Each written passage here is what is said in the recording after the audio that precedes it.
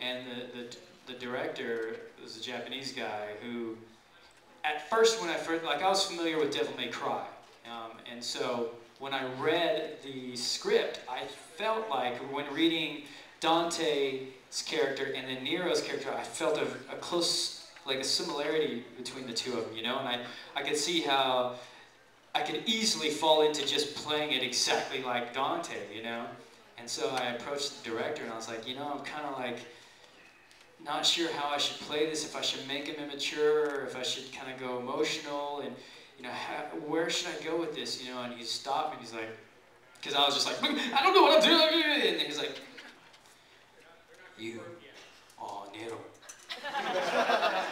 And he walks away. That was it, you know? And then I was like, so, I can do whatever I want. And so that just kind of made me realize that, you know what, I should just do what feels right, you know? And so that's what I did, you know? And they seemed to be all right with it. And at the end of the day, when I had seen everything and watched the whole thing through, I was pleased with what it was, you know? There were a couple things I might have changed, but overall I was pretty happy with it. It was fun. It was a lot of fun. Can you yell Kyrie? Oh no! Enough with the voice requests. I guess. Holy crap.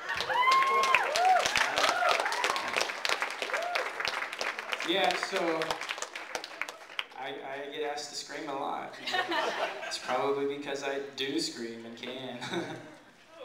Yeah. Did I wake you guys up? Some of you were like, yeah. What was your funniest moment, either working on Power Rangers or voice dubbing so far? Funniest moment.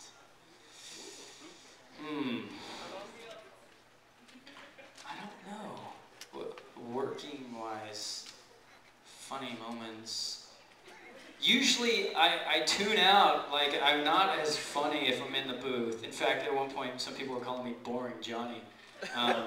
Because all I would do is like go in there and whatever my character was supposed to be, I was just there to do that, and that's all.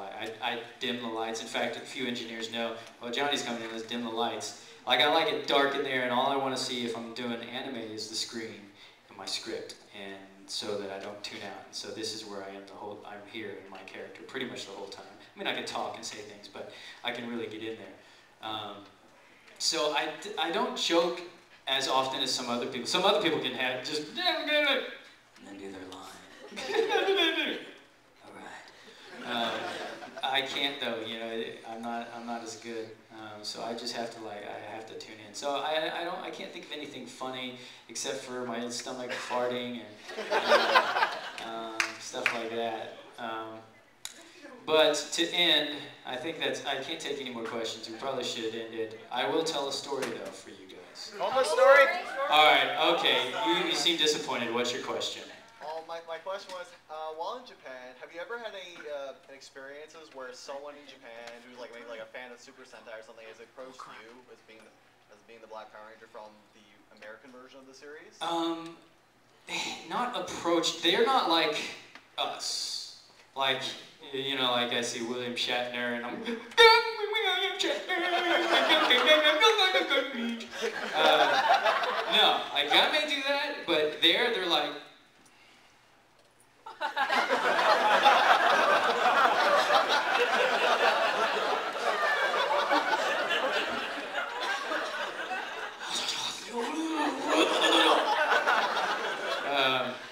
They don't approach like that, you know. In fact, when they take pictures with like famous people, they're not like, hey. They're like, they're there, and the other person's like this, and they hardly, if it's a dude, they don't smile. They're just like this. Now, the chicks are always like, you know, or whatever. But yeah, the guys are always like, it's just, the culture is so different, you know. I was never approached, but when people found out who I was from somebody else introducing me, then they go, oh, Souffle or whatever, you know. But it's not quite the same, you know, because of the culture, I think. All right, now here's my final story for you guys before I leave you and go fly on a plane. I love you guys too. Not in a sexual way. Not yet. Oh, somebody said. All right, here's my story. So, I was walking in this parking lot with my wife, who was my girlfriend at the time. We're walking in this parking lot, and she's like, "I'm taller than you." I'm like, "You're not taller than me." She doesn't talk that way, but that's the only way I can describe the story so you understand when it's me and when it's her. And so she's like, "I'm taller than you." And I'm like, "You're not taller than me." "Yes, I am." And then I'm like, "You're not." And then she drags me over, and we're just kind of in a goof mood, and we're laughing and giggling. She pulls me over to this van with a tinted window, and then we're standing there looking at our reflection in the tinted window, and she's like doing this, and I'm like, "Come on, no, look, see, you're not." And she's like, "You got spiky hair." And I'm like, "You got a ponytail on your head. You're talking." We're pointing and laughing and pointing and laughing and shoving and pointing and laughing and pointing and laughing. And then I'm like, "Wait a minute." And I peer through the tinted window. We had been doing this for like 2.5 minutes, pointing and laughing. When I finally realized there's somebody in there. And I see this lady, and she's like this, she's just shocked. Like, you know, and then I'm just thinking, oh man, there's a woman in there, and we've been pointing and laughing at her. And then as my eyes look down, I see that she is breastfeeding her child. So for 2.5 minutes, we are laughing and giggling and pointing at this lady that is breastfeeding her child. So I grab her and I rush her away, and she's like, "What's wrong?" And I'm like, "There's a lady breastfeeding in there." She's like, "What?" I turn around, and then this lady's like, she's out the side door. She's like looking at us like, you know, and hops in the front and drives away. And I was like, It happens with Johnny people. yeah. I was like, oh man, this is our church parking lot. They might know me. So, very embarrassing. Yeah, it was very, very awkward. So, the lesson is don't look at your reflection in a tinted window. Only mirrors. Always check the car. Yes. Or period first. Oh, breastfeeding. Okay, sorry. Keep going. That's good. We're just gonna go to the other car. Great job, keep breastfeeding.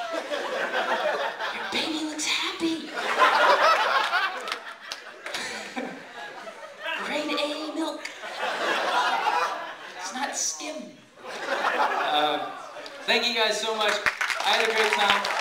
I appreciate you guys coming. I know that there's 1,000 other things to do here, so I appreciate you coming here. If you want to take pictures or have me sign some stuff, I'll do that as fast as I can. And then I got to meet up with Vic so we can fly away.